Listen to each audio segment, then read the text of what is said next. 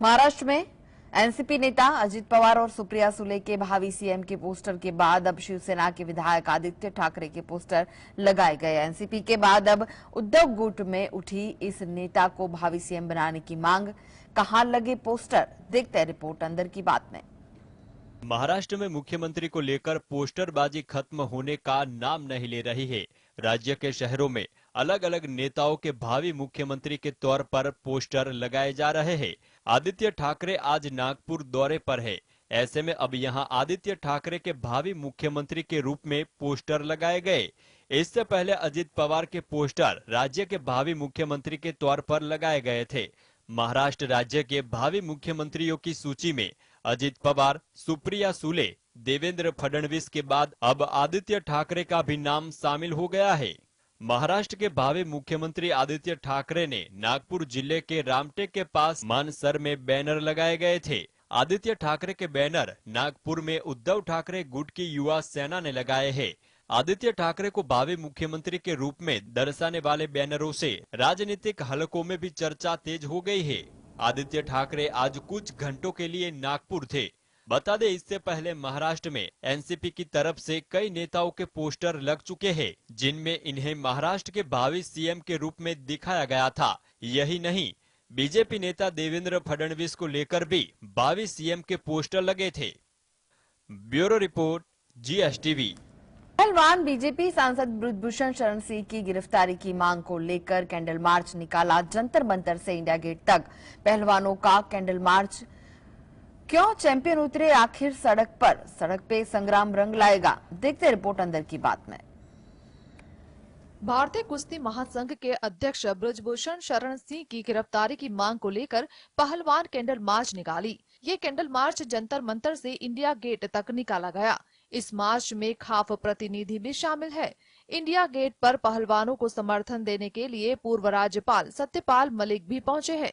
बजरंग पुनिया ने कहा कि ये सवाल भारत से प्यार करने वाले सभी धर्मों व जातियों के लोगों को सरकार से पूछना चाहिए कि 1 महीने से हमारे चैंपियन सड़क पर क्यों हैं? इनकी जगह सड़क नहीं बल्कि अखाड़ा है।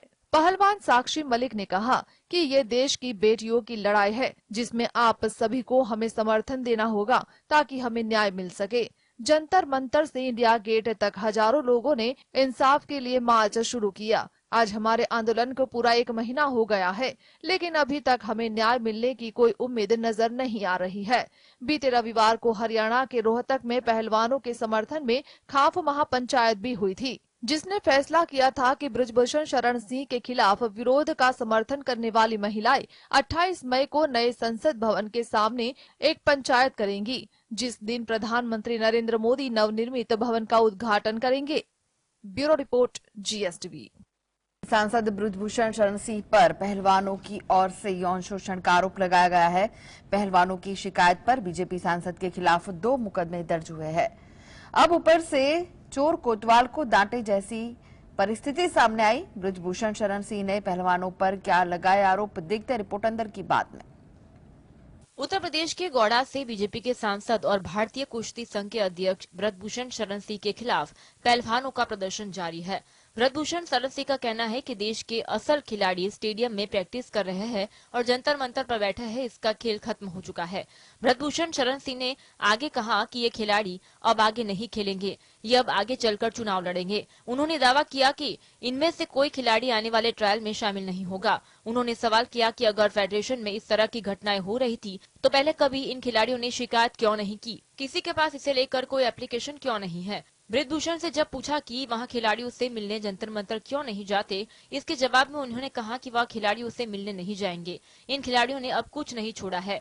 अब मामला दिल्ली पुलिस के पास है। दिल्ली पुलिस की जांच में इसका फैसला होगा। उन्होंने कहा कि जांच चल रही है और अगर जांच में मुझे गलत साबित कर दिया जाता है तो मैं जेल जाने के लिए भी तैयार हूँ।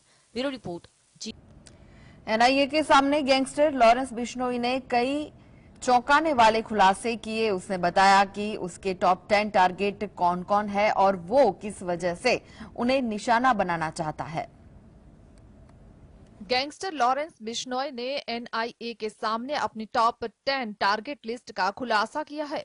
टारगेट लिस्ट का मतलब है वो लोग जो बिश्नोई के निशाने पर है। बिश्नोई ने कबूलनामे में कहा है कि वो कारोबारियों से जबरन उगाही के जरिए आने वाले पैसों से गैंग को ऑपरेट करता है।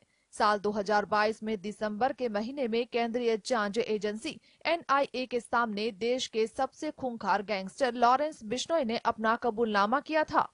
लॉरेंस बिश्नोई की टारगेट लिस्ट में सबसे पहला नाम बॉलीवुड स्टार सलमान खान का है। इस लिस्ट में दूसरा नाम पंजाबी गायक सिद्धू मूसेवाला के मैनेजर शगनप्रीत का है। मूसेवाला की बीते साल 29 मई को गोली मारकर हत्या की गई है। लॉरेंस बिश्नोई की टारगेट लिस्ट में लक्की पटियाल के गुर्गे मनदीप धालीवाल, गैंगस्टर कौशल चौधरी, गैंगस्टर अमित डागर का नाम भी है। लॉरेंस ने बताया कि विक्की मुद्दू खेड़ा के कत्ल की पूरी साजिश अमित डागर और कौशल चौधरी ने रची थी। लिस्ट में बम्बिहा गैंग के हेड सुखप्रीत सिंह बुद्धा, गैंगस्टर लक्की पटियाल, गोंडर गैंग के गुर्गे रम्मी मसाना का नाम भी है। बिश्नोई की लिस्ट में गोंडर गैंग के सरगना गुरप्रीत शेखो का नाम भी है। Bureau report, GSTV। संघ लोक सेवा आयोग ने सिविल सेवा 2022 परीक्षा का परिणाम जारी कर दिया है। परीक्षा में शामिल रहे उम्मीदवार अपना रिजल्ट आधिकारिक वेबसाइट पर देख सकते हैं। परीक्षा के परिणाम में किसने मारी बाजी, देखते हैं रिपोर्ट अंदर की बात में। संघ लोक सेवा आयोग UPSC ने सिविल सेवा 2022 परीक्षा का परिणाम जारी कर दिया है। परीक्षा में शामिल रहे उम्मीदवार अपना रिजल्ट आधिकारिक वेबसाइट upsc.gov.in पर देख सकते हैं। परीक्षा में इशिता किशोर ने एयर 1 रैंक हासिल किया है। उसके बाद गरिमा लोहिया, उमा हर्थी N और स्मृति मिश्रा रही। इस बार लड़कियों ने परीक्षा में दबदबा कायम किया है। UPSC सिविल सर्विसेज परीक्षा के फाइनल रिजल्ट में कुल 933 उम्मीदवार नियुक्त के लिए चयनित किए गए हैं। इनमें से 345 कैंडिडेट्स अनारक्षित, 99 EWS, OBC से 263, SC से 154 तथा ST कैटेगरी से 72 उम्मीदवार शामिल किए हैं। IAS के पद पर चयन के लिए 180 उम्मीदवारों को शॉर्टलिस्ट किया गया है, जबकि 178 उम्मीदवारों की रिजर्व सूची भी तैयार की गई है। इस बार की सिविल सेवा परीक्षा में लड़कियों का दबदबा रहा। पहले तीनों पोजीशन पर लड़कियां ही रही हैं। इशिता किशोर ने पहली पोजीशन हासिल की, दूसरी पोजीशन पर रही गरिमा लोहिया और तीसरा पद उमा हरित N। इस प्रकार आप देख सकते हैं कि तीनों पोजीशन पर लड़कियों ने कब्जा जमाया। Bureau report, GS। The Kerala story साल की दूसरी सबसे ज्यादा कमाई करने वाली फिल्म बन चुकी है। विवादों से घिरी इस फिल्म ने अब 200 करोड़ की कमाई का आंकड़ा भी पार कर लिया है। देखते हैं बॉलीवुड रिपोर्ट अंदर की बात में। सुदीप्तो सेन की विवादास्पद फिल्म द केरला स्टोरी का क्रेज ऑडियंस के सिर पर चढ़कर बोल रहा है। फिल्म को पहले दिन से ही दर्शकों का भरपूर प्यार मिल रहा है। इसी के साथ इस फिल्म ने कलेक्शन में भी खूब इजाफा किया है। अब इस फिल्म ने एक और उपलब्धि हासिल कर ली है।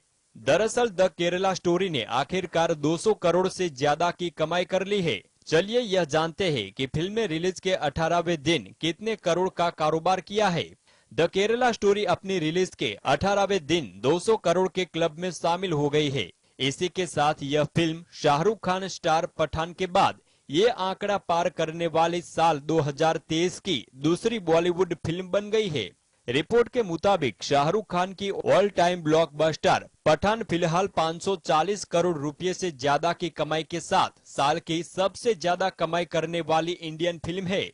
यह फिल्म 5 मई को सिनेमा घरों में रिलीज हुई थी और इसमें अदा शर्मा, सोनिया बलानी, योगिता बिहारी और सिद्धि इडवाणी ने अहम रोल प्ले किया है।